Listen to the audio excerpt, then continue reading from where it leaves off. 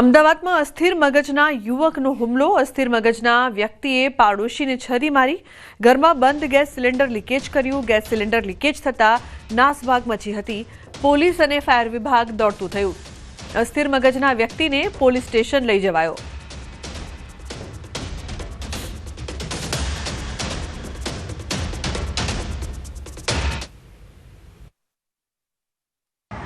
Ahmedabad ફાયરને call મળતા જ fire વિભાગ છે દોડતી થઈ ગઈ હતી. વેજલપુરના શિવાલય એપાર્ટમેન્ટની અંદર એક વ્યક્તિ દ્વારા બાજુના વ્યક્તિને એક છરી મારવામાં આવી. ત્યારબાદ તેઓ પોતાનું મકાન છે તે બંધ કરીને અને ગેસ સિલિન્ડર જે કહી શકાય તેને ચાલુ કરીને અફરાતફરીનો માહોલ છે તે શિવાલયમાં બની ગયો. ત્યારે ફાયર વિભાગની ટીમ પહોંચી, તે વ્યક્તિને સમજાવ્યો અને પોલીસને હવાલે કર્યો છે. આખી ઘટના શું બની વાત કરશું ફાયર અધિકારી સાથે. સર, ખાસ કરીને શું ઘટના બની હતી, ક્યારે કોલ ફાયર વિભાગને મળ્યો અને અફરાતફરીનો આખો માહોલ બની ગયો હતો કોઈ એક વ્યક્તિ દ્વારા? આખી ઘટના શું હતી? લગભગ સવારે 9 ને 8 વાગ્યાની આસપાસ અમદાવાદ ફાયર બ્રિગેડ કંટ્રોલ રૂમને મેસેજ મળેલો. વેજલપુર શિવાલય એપાર્ટમેન્ટની અંદર એક ભાઈ કોઈને બાજુવાળાને છરી મારેલી છે. ત્યારબાદ એ પોતાના ઘરની અંદર બધા દરવાજા લોક કરી અને હાથમાં છરી લઈ અને ગેસ ચાલુ કરી દીધેલું છે. એટલે પ્રહલાદનગર ફાયર સ્ટેશનથી તેમજ Bopal fire station fire officer ઘટના સ્થળે પહોંચી લગભગ અડધો કલાકની જહેમત બાદ એને સમજાવીને પાછળના ગેટથી ગેલેરીમાંથી એન્ટ્રી લઈ એને સમજાવી અને છરી સાથે એને પકડી અને પોલીસને સોંપી દીધેલ છે. સાહેબ, કઈ એ વ્યક્તિ પાસે છરી હતી તો સાથે જ ગેસ ચાલુ કરવાનું કોઈ કારણ શું હતું? કોઈ એનું બીજું કોઈ કારણ એ કંઈ જાણવા મળેલું નથી, પણ કદાચ છરી મારી એનાથી ગભરાઈ ગયો હશે. બીજા સામેવાળા બાજુવાળાને છરી મારેલી એને કારણે કદાચ ગભરાઈ ગયો અને રૂમની અંદર પેક બંધ થઈ ગયો. હાલ એ વ્યક્તિ ક્યાં છે? હાલ એ વ્યક્તિને પોલીસને સોંપેલો છે. પોલીસ એ લોકોને લઈ ગઈ છે પોલીસ સ્ટેશન. ચોક્કસ પણ કોઈ જાનહાની કે બીજી કોઈ ઘટના? ના, બીજી કોઈ જાનહાની છે નહીં. ચોક્કસ આપ કહી શકો. હું દ્રશ્યો બતાવીશ. આ શિવાલય એપાર્ટમેન્ટ છે, ત્યાં ઘટના બની હતી અને જે સ્થાનિક છે દોડાદોડી થઈ ગઈ હતી અને અફરાતફરીનો માહોલ છે તે જોવા મળી રહ્યો હતો. ચોક્કસ માની શકાય કે કોઈ વ્યક્તિ દ્વારા છરી મરાઈ છે. પોલીસે કાર્યવાહી પણ હાથ ધરી છે, પરંતુ ઘટનાને લઈને અફરાતફરીનો માહોલ છે આ વિસ્તારમાં ચોક્કસપણે બની ગયો હતો. કેમેરા પંકજ સાથે પ્રણવ પટેલ, ન્યૂઝ 18 અમદાવાદ. તો ગેસ સિલિન્ડર લીકેજ થતા નાસભાગ મચી હતી. લોકો ગભરાઈ ગયા હતા. ફાયર વિભાગ અને પોલીસને જાણ કરવામાં આવી, જેઓ તરત ત્યાં પહોંચ્યા. ફાયર વિભાગ દોડતું થયું. અસ્થિર મગજના વ્યક્તિને હાલ પોલીસ સ્ટેશન લઈ જવાયો છે. તો પાડોશીઓમાં ડરનો માહોલ. અસ્થિર મગજના યુવકનો હુમલો. શિવાલયમાં એક ઘટના બની જેને લઈને અફરાતફરીનો માહોલ જોવા મળી રહ્યો હતો, કારણ કે એક વ્યક્તિ દ્વારા પાડોશીને જે એક છરી છે તે માર દેવામાં આવી અને ત્યારબાદ તે પોતાનું ઘર બંધ કરીને ગેસ સિલિન્ડર ચાલુ કરી દીધું. જેથી અફરાતફરી મચી. ફાયર વિભાગ પહોંચી, પોલીસ વિભાગ. એ પીડિત વ્યક્તિ છે. વડીલ, આપનું નામ શું છે, આપ ક્યાં રહો છો અને શું આખી ઘટના આપની સાથે બની છે? હવે આમાં શું છે, ઉપર બીમાર હતા માસી, એટલે લોકો એને સમજાવવા ગયા મારા ઘરને. હું સૂતો હતો, પછી મારાથી ઊભો થઈને એને સમજાવ્યો કે ભાઈ તું આ ગાળો નહીં બોલ, ઉપર પ્રોબ્લેમ છે આ બધું. તો સીધી છરી મારી દીધું. બરાબર. અને હા હા હા હા બતાવો શું ક્યાં? અરે ઓકે. એટલે ક્યારે આ ઘટના ક્યારે બની વડીલ? આ બસ કેટલા વાગ્યા હતા? કલાક 1.5 કલાક જેવું થયું બસ. એટલે છરી મારી દીધી આપને? છરી સીધી મારી દીધી. અને પછી એને શું કર્યું? એને પછી કઈ નહીં, તો બોલતો જ નથી, ગાળો જ બોલવા મને ન કરી. અને ઘરમાં કરી અને એને પોતાનું સિલિન્ડર ચાલુ કરી દીધું. હું તો હોસ્પિટલ અત્યારેથી આવ્યો. પોલીસવાળાને ગાળો દેવા માંડી. બધા ધોકા લેવાનું. મેન્ટલી પ્રોબ્લેમ છે કે મેન્ટલી લગભગ આજે હું અહીંયા રહેવા આવ્યો, મને થયો 3 વર્ષ થયા સાહેબ. રોજ 12 વાગે રાતના 12 થી સવારે 6 વાગે ગાળો જ બોલતો હોય, જે ફાવે તેમ.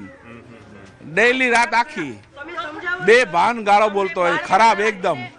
ભાઈ છે ને અંદર બેન છે ને, વાળ ખુલ્લા રાખીને આમ ભૂતની જેમ ઉભે ને આવતા જતા ને બીવડાવે રસ્તામાં જતા હોય એમને. અને પેલો ભાઈ હાથ પકડી લે છે બધાના. કે અમારે અહીંયા રહી છે સોસાયટીમાં એવું નથી. ઓકે. એકદમ અસ્થિર મગજનો છે. અસ્થિર પૂરેપૂરો. એના ફેમિલીમાં બીજું કોઈ હશે? બેન ભાઈ બેન બંને અસ્થિર જ છે. ભાગી ગયો કે હું કંટાળી ગયો છું કે આનાથી. કે મને છરી મારવા આવે છે. મને છરી મારવા દવા લઈ આવશો પણ દવા પીતી નથી કે ઈ બેન કે. તો કે હવે હું શું કરું? તમે બોલો ને તો બેન ને સવારમાં કેવી ખરાબ તમે જો ને આવું ઓપન આજે કોઈ લોકો તારા ભાઈના માહોલ વચ્ચે જીવી રહ્યા હતા, પરંતુ સાથે જે કહી શકાય કે ભાઈ સમજાવવા ગયા અને આ વડીલને છે તે દ્વારા તે વ્યક્તિએ જે છરી મારી દીધી ને હાલ એ વ્યક્તિની ધરપકડ કરીને પોલીસ અને હવાલે કરી દેવામાં આવ્યો છે અને આગળની કાર્યવાહી કરવામાં આવી રહી છે. કેમેરા પંકજ સાથે પ્રણવ પટેલ, ન્યૂઝ 18 અમદાવાદ.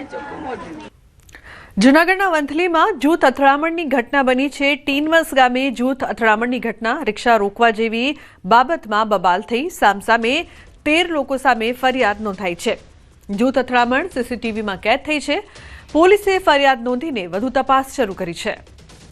તો રિક્ષા રોકવા જેવી બાબતમાં બબાલની ઘટના બની છે, જે જૂથ અથડામણમાં પરિણમી. સામે 13 લોકો સામે ફરિયાદ પણ નોંધાઈ છે.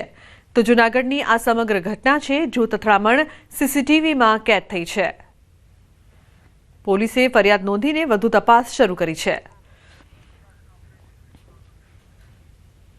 અમરેલીના ફુલઝરમાં જૂથ અથડામણનો મામલો. જૂથ અથડામણના સીસીટીવી ફૂટેજ સામે આવ્યા. એકનું મોત નીપજ્યું છે, 9 લોકો ઇજાગ્રસ્ત થયા છે. ઘોડી અને ટ્રેક્ટરના કારણે બબાલ થઈ હતી. ફુલેકા દરમિયાન ઘર્ષણ થયું હતું. પોલીસે 80 લોકો સામે ફરિયાદ નોંધી છે.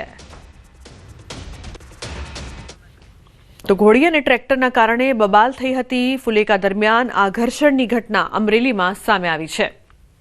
તો પોલીસે 80 જેટલા લોકો સામે ફરિયાદ નોંધીને વધુ તપાસ શરૂ કરી છે. વધુ કાર્યવાહી કરવામાં આવી રહી છે. ફુલઝરમાં જૂથ અથડામણની ઘટના સામે આવી હતી. તો જૂથ અથડામણના સીસીટીવી ફૂટેજ સામે આવ્યા.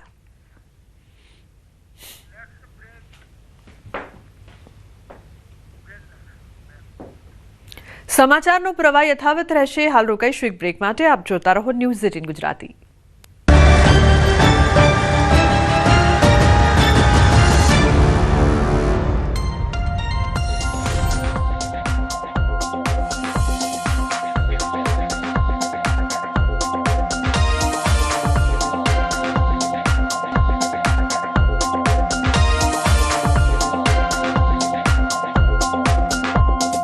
લ્યો, હવે બોર્ડની પરીક્ષા નજીક આવી ગઈ છે. ગુજરાત માધ્યમિક અને ઉચ્ચતર માધ્યમિક શિક્ષણ બોર્ડની ધોરણ 10 અને 12ની પરીક્ષા 26 ફેબ્રુઆરીથી શરૂ થવાની છે. બોર્ડની પરીક્ષાનો કાર્યક્રમ જાહેર કરવામાં આવ્યો છે. ધોરણ 10ની પરીક્ષા 26 ફેબ્રુઆરીથી 16 માર્ચ સુધી યોજાશે. ધોરણ 12 વિજ્ઞાન પ્રવાહની પરીક્ષા 26 ફેબ્રુઆરીથી 13 માર્ચ સુધી યોજાશે. ધોરણ 12 સામાન્ય પ્રવાહની પરીક્ષા 26 ફેબ્રુઆરીથી 16 માર્ચ સુધી યોજાશે.